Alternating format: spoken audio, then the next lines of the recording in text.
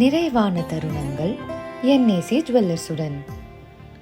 என்னடா நம்ம 1000 ரூபா பசுக்கு கொடுத்தோம், அதையெல்லாம் அந்த மக்கள் மறந்துட்டு இன்னைக்கு ஒன்றுமே கொடுக்காத விஜய் பக்கம் போய் இவ்வளவு கூட்டமாக நிற்கிதுங்களே இந்த பெண்களெல்லாம்ங்கிற வைத்தறிச்சலில் தான் அன்னைக்கு பாட்டு துகள்களை அடித்து வீசியது. எங்கள் தலைவர் செல்லுகிற இடமெல்லாம் மிக சிறப்பான முறையில் செயல்பட்டிருந்தாலும் சமூக விரோதிகள் சில தொகுதிகளில் எங்கள் தலைவரை தாக்குவதற்கு ஒரு திட்டம் இருக்கிறது என்கிற செய்தி எனக்கு கிடைத்திருக்கிறது. தேர்தல் நாளன்று மிகப்பெரிய கலவரத்தை உருவாக்குவதற்கு திமுக கும்பல்கள் சதித்திட்டம் தீட்டியிருப்பதாக நமக்கு தகவல்கள் வந்து கொண்டிருக்கிறது. அதையும் சரி செய்ய வேண்டிய இடத்தில் தேர்தல் கமிஷன் நம்மளுக்கு பிரச்சாரம் பெருசில் நான் வீட்டில் உட்காந்தே பிரச்சாரம் பண்ணாலும் போதும், அதனால் அந்த 30 உயிர்கள் பாதுகாப்பு நம்மளுக்கு முக்கியம் என்பதை உணர்ந்துதான் பாதியிலேயே அந்த கூட்டத்தை ரத்து செய்துவிட்டு சென்றார் என்பதை ஏஎன்ஆர் அடித்த கொள்ளைகளை திருச்சியிலே தோல்வியிருக்கிறார். இந்த மாதிரி ஒவ்வொரு அமைச்சினுடைய அந்த ஊழல்களை புள்ளி விவரங்களோடு அவர் அங்கே ஒவ்வொரு தொகுதியிலையும் அட்டிக்க இருக்கிறாங்க. அப்போ அந்த அமைச்சர்கள் என்ன செய்கிறான்னா திட்டம் தீட்டுறான் முன்னாடியே. ஆனால் அன்றைய தினம் வேண்டுமென்றே நாத்தம் பிடித்த குப்பை லாரியை அதுவும் பழைய வண்டியை உள்ளே திணிச்சு ஒரு நாத்தத்தை உருவாக்கி அதற்கு பிறகு அந்த பேருந்துகளை இறக்கி தேவையில்லாமல் ஒரு ஆம்புலன்ஸை உள்ளே விட்டு இவ்வளவு சதி வேலைகளை இந்த திருட்டு முன்னேற்ற கழக கும்பல் தொடர்ந்து எங்களுக்கு இம்சையை தருகிறது. அனைத்து வாக்குச்சாவடிகளும் துணை இராணுவப்படையை உருவாக்கும், இல்லை என்றால் இவர்கள் ஊதாரிகள் அந்த பெட்டியை தூக்கிட்டு ஓடி போயிடுவான். திமுக கும்பல் சாதாரண கும்பல் அல்ல, எல்லாத்திலும் கைதேர்ந்த கும்பல்கள்.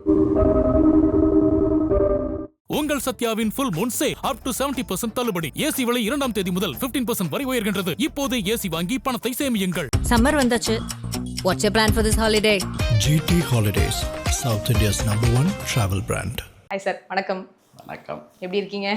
நலமாக இருக்கேன் சார், இப்போ விஜய் அவர்கள் பெரம்பூர் அப்புறம் திருச்சியில் நிற்கிறார். ஒவ்வொருத்தவங்களும் இது காரணம் ஒன்று சொல்கிறாங்க. ஒவ்வொருத்தவங்க சில பேருக்கு அவர் எம்எல்ஏக்கு ஏற்ற மாதிரி நிற்கிறாங்க. எங்கே இந்த எம்எல்ஏக்கு பெருசாக வெயிட் இல்லைன்னா நாங்கள் அங்கே நிற்கிறோம் அப்படின்னு சொல்கிறாங்க. சில பேருங்க இல்லை, அங்கே மைனாரிட்டிஸ் அதிகமாக இருக்கிறனால விஜய் அவர்கள் அங்கே நிற்கிறாங்க. உண்மையிலே விஜய் அவர்கள் பெரம்பூரும் திருச்சியும் சூஸ் பண்ணதுக்கான காரணம் என்ன? பெரம்பூர் அன்றாடங்கட்சி மக்கள் வாழுகிற அற்புத தேசம், ஏழை எளியவர்கள் வாழ்கிற புண்ணிய மண், படுக்கை அறையே பாதசாரிகள் நடையாக இருக்கிறது. ஆகையால் அந்த எளிய மக்களை உயர்ந்த வாழ்வுக்கு கொண்டு வர வேண்டும் என்று துடிக்கிற மனநிலையை கொண்ட எங்கள் தலைவர் பெரம்பூரை தேர்வு செய்திருக்கிறார்.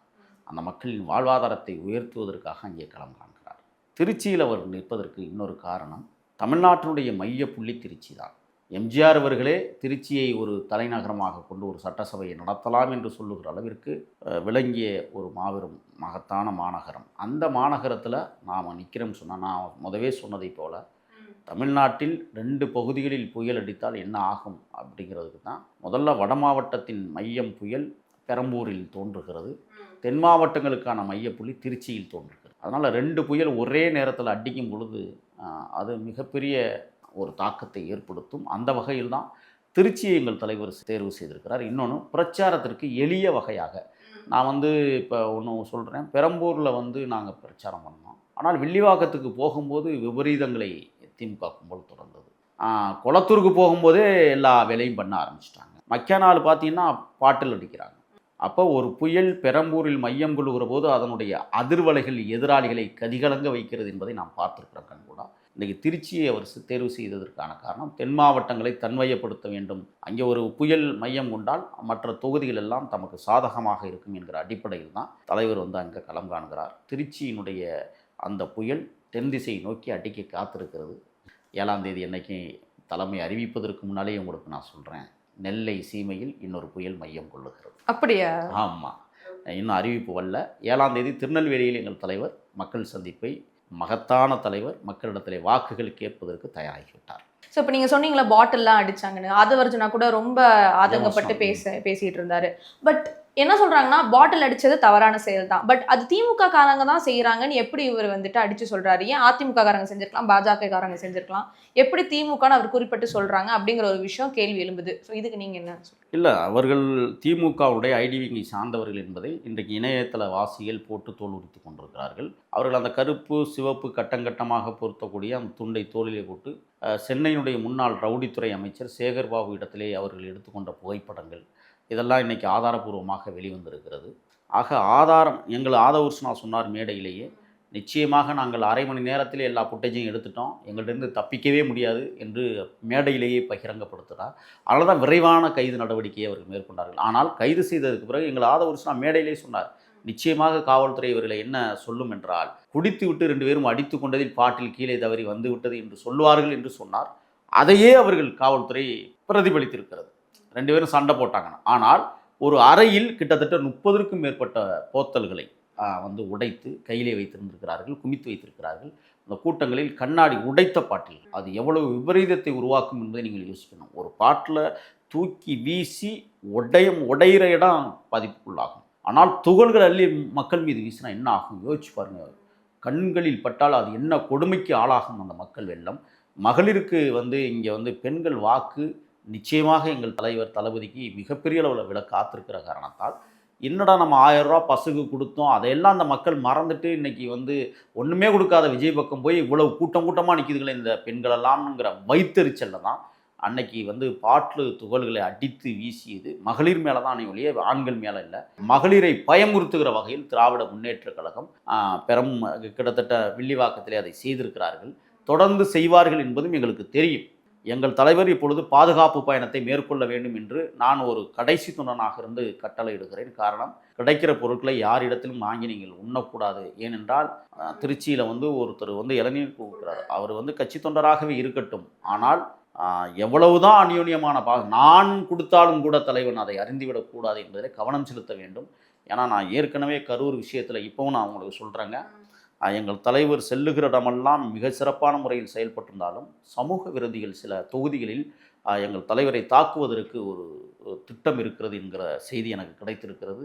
குறிப்பாக துறைமுகம் தொகுதியில் எங்கள் தலைவர் பிரச்சாரத்திற்கு போகிற போது மிகுந்த எச்சரிக்கையோடும் கவனத்தோடும் செல்ல வேண்டும். ஏனென்றால் அங்கே முன்னாள் ரவுடித்துறை அமைச்சர் களத்தில் இருக்கிறார். அதே போல் மதுரை கூடல் மாநகருக்குள் நீங்கள் செல்லுகிற போது ரொம்ப ரொம்ப ரொம்ப கவனமாக நீங்கள் செல்ல வேண்டும். காரணம், அங்கே தென் பிராந்திய ரவுடித்துறை அமைச்சர் ஒருவர் இருக்கிறார், அவர் பெயர் பி மூர்த்தி. அந்த தொகுதியிலும் மிகவும் கவனமாக நீங்கள் கையாள வேண்டிய பொறுப்பும் கடமையும் இருக்கிறது. இந்த 2 தொகுதியும் நாங்கள் ரொம்ப உன்னிப்பாக கவனிச்சுட்டு இருக்கிறோம். ஏன்னா இது அதிபயங்கரமான தாக்குதலுக்கு அவர்கள் ஏதோ சதித்திட்டம் தீட்டுவதாக தகவல்கள் வந்து கொண்டிருக்கிறது. இந்த நேரத்தில் நான் உளவுத்துறைக்கும் ஒரு மாநில செய்தி தொடர்பாளர், நான் ஒரு கட்சியினுடைய ஸ்டேட் செக்ரட்டரியாக இருந்து சொல்லுகிறேன், எங்கள் தலைவரை பாதுகாப்பதற்கு உரிய பாதுகாப்பு நடவடிக்கைகளை தேர்தல் கமிஷன் உடனடியாக களமிறக்க வேண்டும். காரணம், இன்னொன்றையும் சொல்லுகிறேன், தேர்தல் நாளன்று மிகப்பெரிய கலவரத்தை உருவாக்குவதற்கும் திமுக கும்பல்கள் சதித்திட்டம் தீட்டியிருப்பதாக நமக்கு தகவல்கள் வந்து கொண்டிருக்கிறது. அதையும் சரி செய்ய வேண்டிய இடத்தில் தேர்தல் கமிஷனை சார்ந்த காவல்துறையும் பங்காற்ற வேண்டும். இதுவரை திராவிட முன்னேற்ற கழக காவல்துறையாக இருந்தவர்களை அப்புறப்படுத்த வேண்டும். தமிழ்நாட்டிலிருந்து வேறொரு மாநிலத்திலிருந்து புதிய பொறுப்புள்ள மிக முக்கிய பொறுப்புள்ள காவல்துறை அதிகாரிகளை நியமிக்க வேண்டும். மாதந்தோறும் இருக்கிற மாவட்ட ஆட்சியர்களை மாற்ற வேண்டும். சில மாவட்ட ஆட்சியர்கள் திராவிட முன்னேற்ற கழகத்தின் ஊதுகுழலாக செயலாற்றி கொண்டிருக்கிறார்கள் என்கிற தகவலும் நமக்கு கிடைத்திருக்கிறது. ஆகையால் இன்றைக்கு பொறுப்பு டிஜிபி இல்லை, புதிய டிஜிபியை இவர்கள் இன்றைக்கு தேர்தல் கமிஷன் நியமித்திருக்கிறது. அது எங்களுடைய கட்சியின் அழுத்தத்தால் கொடுக்கப்பட்டிருக்கிறது. இன்னொன்றையும் சொல்லுகிறேன், தென் பிராந்தியத்தில் இருக்கிற டிஜிபியை மாற்ற வேண்டும். ஏனென்றால் திமுகவின் ஊதுகுழலாக அவர் செயலாற்றி கொண்டிருக்கிறார் என்கிற தகவல்கள் வருகிறது. சாதிய மோதலை உருவாக்கி தேர்தலை சீர்குலைப்பதற்கான நடவடிக்கைகளை மேற்கொள்ளவும் ஒரு வாய்ப்பு இருக்கிறது என்பதை தமிழக வெற்றி கழகம் உணர்ந்து கொண்டிருப்பதால் மிகுந்த கவனத்தோடும் கவலையோடும் நாங்கள் தெரிவிக்கிறோம். உடனடியாக இந்த தென்மண்டல ஐஜி மற்றும் மத்திய மாவட்ட ஐஜிகளை மாற்றி புதிய வெளிமாநில ஐஜிகளை உருவாக்கப்பட வேண்டும். மாவட்ட ஆட்சித்தலைவர்களை இனம் கண்டு அவர்களை அப்புறப்படுத்துகிற வேலையும் தேர்தல் கமிஷன் செய்ய வேண்டும் என்பதுதான் எங்களுடைய தாழ்வான வேண்டுகோள். சார், இப்போ இந்த தாக்குதல்லாம் நடக்க போகுதுங்கிறது உங்களுக்கு முன்கூட்டி தெரியுது. பட் ஸ்டில் அந்த பிரச்சாரத்தை இடத்துக்கு தலைவரை நீங்கள் அனுப்புவீங்களா? விஜய் அவர்கள்கிட்ட எப்படி சொல்லி அந்த இடத்த நீங்கள் சேஃப்கார்ட்? இல்லை, நாங்கள் தொடர்ந்து அதை பேசிகிட்டு இருக்கிறோம். பாதுகாப்பு உரிய நடவடிக்கைகள் இப்போ எங்கள் தமிழக வெற்றி கழகத்தின் காவல்படையை அந்தந்த தொகுதிகளில் இறக்க திட்டம் தீட்டி இருக்கிறோம். விரைவில் இன்னும் 2 நாளில் இது போன்ற ரொம்ப நுணுக்கமான தொகுதிகள், ரொம்ப கலவர பூமியாக இருக்கக்கூடிய தொகுதிகளில் எங்களது தமிழக வெற்றி கழகத்தின் காவல்படை இறங்க இருக்கிறது. அது மட்டுமல்ல, துணை இராணுவ படையை இறக்குவதற்கும் தேர்தல் கமிஷன் நாங்கள் கேட்டிருக்கிறோம். நிச்சயமாக தேர்தல் கமிஷன் அதை பரிசீலனையில் எடுத்துக்கொள்ளும் என்று நாங்கள் நம்புகிறோம். ஸோ இப்போ வெளிப்படையாக இந்த மாதிரி நிறைய இன்னல்கள் கொடுத்துட்டு இருக்காங்க. இது எல்லாமே இப்போ நீங்கள் சொல்கிறீங்களே, இங்கே ஒரு சதி திட்டுறாங்க, அங்கே நடத்துகிறாங்க அப்படின்ட்டு, இதெல்லாமே திமுக தலைவர்களுக்கும் தெரிந்து தான் நடக்குதா? அவர்கள் தானே நடத்துவார்கள் இல்லை, அவர்களுக்கு எப்படி தெரியாமல் இருக்குன்னு நீங்கள் நினைக்கிறீங்க? இல்லை, லைக் இடையில இருக்கிறப்ப நிறைய நீங்கள் சொல்கிறீங்களே, இப்போ அங்கே ரவுடியாக இருக்கிறவர் தான் ஆட்சி செஞ்சுட்டு இருக்காருங்கிறனால மேபி அவங்களே ஏதாவது பண்ணுறாங்களா? இல்லை எல்லாமே அவங்களுடைய தலைவர், அதாவது என்னென்னா கண் அசைவுகள் தான் எல்லாமே. கரூரிலும் அதை தான் நடைபெற்றது. கண்ணாசைவுகள் தானே 41 என் சொந்த பந்தங்களை, எங்கள் தொப்புள் கொடி உறவுகளை, எங்கள் வீட்டு பிள்ளைகளை, என்னுடைய தந்தையை, தாயை நாங்கள் இழந்து தவித்திருக்கிறோம். ஆக இன்னொரு அசம்பாவிதம் நடைபெற்றுவிடக் கூடாது என்பதற்காகத்தான் அன்றைக்கு குளத்தூர் தொகுதியிலேயே எமது தலைவர் என்ன செய்தார், பாதியிலேயே அந்த பிரச்சாரத்தை ரத்து செய்தார். இல்லை என்றால் இவர்கள் 30 மனித உயிர்களின் ரத்தத்தை குடித்திருப்பார்கள் திமுகவினர். நிச்சயமாக குளத்தூரில் அதை நடத்தியிருப்பார்கள். அது முதலே தெரிஞ்சதுனால தான் நம்ம தலைவருக்கு உடனே செய்தி அனுப்புகிறோம். உடனே தலைவர் ரத்து பண்ணுறாரு. எதையும் எதிர்பார்க்க வேண்டாம், மக்கள் உயிர் தான் மகத்தானது என்பதை நம்மளுக்கு பிரச்சாரம் பெருசில்லை, நான் வீட்டில் உட்காந்தே பிரச்சாரம் பண்ணாலும் போதும், அதனால் அந்த 30 உயிர்கள் பாதுகாப்பு நம்மளுக்கு முக்கியம் என்பதை உணர்ந்து தான் பாதியிலேயே அந்த கூட்டத்தை ரத்து செய்துவிட்டு சென்றார் என்பதை தேர்தல் கமிஷனுக்கும் நாங்கள் உரிய அந்த ஏற்பட்ட அந்த காவல் பாதுகாப்பு என்பது குறைபாடாக இருக்கிறது என்பதையும் நாங்கள் தேர்தல் கமிஷன் அதிகாரிகளிடத்திலே நாங்கள் சொல்லியிருக்கணும். தேர்தல் கமிஷன் மிக சிறப்பாக பணியாற்றி கொண்டிருக்கிறது. அது மட்டும் இல்லை, அந்த தேர்தல் கமிஷனர் ரொம்ப சிறப்பாக செயலாற்றி கொண்டிருப்பதை நாம் பார்க்க முடிகிறது. இருந்தாலும் சில இடங்களில் தொய்வுகள் இருப்பதை நாங்கள் தொடர்ந்து தமிழக வெற்றிக் கழகம் சுட்டிக்காட்டி கொண்டிருக்கிறோம். அதையும் சரி செய்கிற இடத்தில் தேர்தல் கமிஷன் இன்றைக்கு செயலாற்றி கொண்டிருக்கிறார்கள். ஆனால் இன்னொன்றையும் சொல்லுகிறேன், ஏற்கனவே இருந்த திமுக அமைச்சர்கள், கொள்ளையடித்த அமைச்சர்கள் பட்டியலை ஒவ்வொரு தொகுதியிலும் வெளியிடுவதற்கு எங்கள் தலைவர் தயாராக இருக்கிறார். இப்போ நீங்கள் திருச்சியில் கூட பார்த்துருப்பீங்க, ஒரு அமைச்சர் KN நேரு, எங்கள் தலைவர் பேரெல்லாம் சொல்ல மாட்டாங்க, ஆனால் ஊழல்வாதிகளின் பெயரால் எங்கள் உத்தம தலைவரின் உதடுகளால் சொல்ல முடியாது, நாங்கள் சொல்லுவோம். KN நேரு அடித்த கொள்ளைகளை திருச்சியிலே தோல் உரித்திருக்கிறார். இந்த மாதிரி ஒவ்வொரு அமைச்சினுடைய அந்த ஊழல்களை புள்ளி விவரங்களோடு அவர் அங்கே ஒவ்வொரு தொகுதியிலையும் அடிக்க இருக்கிறாங்க. அப்போ அந்த அமைச்சர்கள் என்ன செய்கிறான்னா, திட்டம் தீட்டுறான். முன்னாடியே நம்மளை கண்டிப்பாக இவன் பேசுவான், நம்மளை கண்டிப்பாக இவன் வசைமொழி பாடுவான் அப்படிங்கிறதை கற்றுணர்ந்த அவர்கள் அடியாட்களை உள்ளே இறக்கிவிட்டு கலவர பூமி ஆக்குவதற்கும் திட்டம் தீட்டி கொண்டிருப்பதாக செய்திகள். ஆக 36 துறை அமைச்சர்களுடைய தொகுதிகளை தீவிரமாக தமிழக தேர்தல் ஆணையர் கவனிக்க வேண்டும், கவனிப்பார் என்றே நாங்கள் நம்புகிறோம். ஸோ நீங்கள் சொன்னீங்களா, இப்போ விஜய் அவர்களுக்கு முன்னாடி எச்சரிக்கை வந்தனால அவர் கிளம்பிட்டார், ஆனால் மக்களிடையே அது ஒரு வருத்தம் இருந்துச்சு, எங்களை பார்க்காம போயிட்டாங்கன்னு. ஸோ மக்கள்கிட்ட அதை எப்படி நீங்கள் சொல்லுங்க? மக்கள் அதற்கு பிறகு உணர்ந்து கொண்டார்கள். 41 உயிரை பலி கொடுத்தவர்கள் இங்கே ஒரு 30 உயிரை பலி எடுப்பதற்கு காரணமாக இருக்கிறார்கள் என்ற கொந்தளிப்பு தான் மக்களிடத்தில் அதிகமாக இருந்தது. தலைவர் ஏன் பாதியில் போனார் என்பதை உணர்ந்த மக்கள், இதற்காகத்தான் சென்றாரா, அப்பா நம்ம உயிர் இப்போ பிரச்சனை இல்லை அப்படிங்கிற ஆச்சரியப்படுகிற வகையில் தான் அன்றாடங்காட்சி மக்கள் அந்த தொகுதியில் நிம்மதி பெருமிச்சு விட்டார்கள். ஆனால் எங்கள் தலைவர் இன்னொரு முறை அங்கே வர இருக்கிறார் என்பதும் அந்த மக்களுக்கு தெரியும். விரைவில் குளத்தூர் தொகுதியிலே தலைவர் மிக பிரமாண்ட பிரச்சாரத்தை மேற்கொள்ள இருக்கிறார். வெள்ளிவாக்கத்திலும் மிக பிரமாண்ட பிரச்சாரத்தை தொடர்கிறார் என்பதை நான் அந்த நேரத்தில் உங்கள்கிட்ட தெரிவிச்சுக்கிறேன். ஓகே, சரி. ஏன்னா வட சென்னையில் அவர் பிரச்சாரம் பண்ணிட்டு இருக்கும்போது கூட அங்கே ஆம்புலன்ஸ், கரூரில் ஆம்புலன்ஸ் வந்த மாதிரி இங்கே என்ன சம்மந்தமே இல்லாமல் கோயம்பேடு வடபழனி பஸ் எல்லாம் இங்கே நிற்கிதுங்கிற மாதிரி ஒரு சமீபத்தில் ஒரு நியூஸ் நான் பார்த்தேன். ஸோ அந்த பஸ் அங்கே நின்னதுக்கான காரணம் என்னவா இருக்கும்? அது மக்களே சொல்லியிருப்பார்கள், நீங்கள் பார்த்துருப்பீங்கன்னு நான் நினைக்கிறேன். அது அண்ணாநகர் பணிமனையிலிருந்து 3 பேருந்துகளும், கொடுங்குயூர் பேருந்து பணிமனையிலிருந்து ஒரு 3 பேருந்துகளும் எடுத்து உள்ளே சேகர்பாபு என்கிற ஒரு முன்னாள் ரவுடித்துறை அமைச்சர் தான் அந்த வேலையை செய்திருக்கிறார் என்பது இன்றைக்கி பேசப்பட்டு கொண்டிருக்கிறது. ஆகையால் தொடர்ந்து அதற்கு பின்னாடி குப்பை வண்டி வந்தது. குப்பை அள்ளுகிற நேரம் இரவு நேரம், குப்பை வண்டிகள் பணியாற்றுகிற நேரம் இரவு நேரம். அதிகபட்சம் எங்கேயாவது அதிகமான குப்பைகள் தேங்குகிற போது கம்ப்ளைண்ட் வந்தால் மட்டும்தான் பகலில் குப்பை வண்டிகள் போய் குப்பை அள்ளும். ஆனால் அன்றைய தினம் வேண்டுமென்றே நாத்தம் பிடித்த குப்பை லாரியை, அதுவும் பழைய வண்டியை உள்ளே திணிச்சு ஒரு நாத்தத்தை உருவாக்கி அதற்கு பிறகு அந்த பேருந்துகளை இறக்கி தேவையில்லாமல் ஒரு ஆம்புலன்ஸை உள்ளே விட்டு இவ்வளவு சதிவேலைகளை இந்த திருட்டு முன்னேற்றக் கழக கும்பல் தொடர்ந்து எங்களுக்கு இம்சையை தருகிறது. அவர்கள் நாட்கள் எண்ணப்படுகிறது. இன்னும் 21 நாட்களுக்கு பிறகு இது இனிமேல் நான் சொல்லுகிறேன். அவர்கள் சொல்லுவார்கள், கருணாநிதி ஒரு கடிதம் எழுதுவார், நீங்கள் கேட்டிருப்பீங்க, உடன்பிறப்பே என்று எழுதுவார். உளுந்தம்பருப்பே, கருவாட்டு குழம்பே, கத்தரிக்காயே, கருமாதியன்லாம் எழுதிடுவார். இப்போ அவர்களுக்கும் தாவேக்கா நாங்கள் ஒரு கடிதத்தை தயார் நிலைப்படுத்தி வைத்திருக்கிறோம். ஊழலின் ஓவியமே, காட்டாட்சியின் காவியமே, டாஸ்மார்க்கின் நறுமணமே, தமிழகத்தின் சுயநலமே, கள்ளச்சாராயமே, கமிஷனே, கட்டிங்கே, கடனே, அடாவடியே, அராஜகமே, பெண் கொடுமையே, வன்கொடுமையே, மணல் கொள்ளையே, திரை மாபியாவே, உருட்டு வாக்குறுதியே, 200 ரூபாய் உடன்பிறப்பே, இருண்ட ஆட்சியே, ஏப்ரல் 23 உனக்கு கடைசியே என்கிற வகையில்தான் தமிழக வெற்றிக் கழகம் எதிர்வினையாற்ற காத்திருக்கிறது.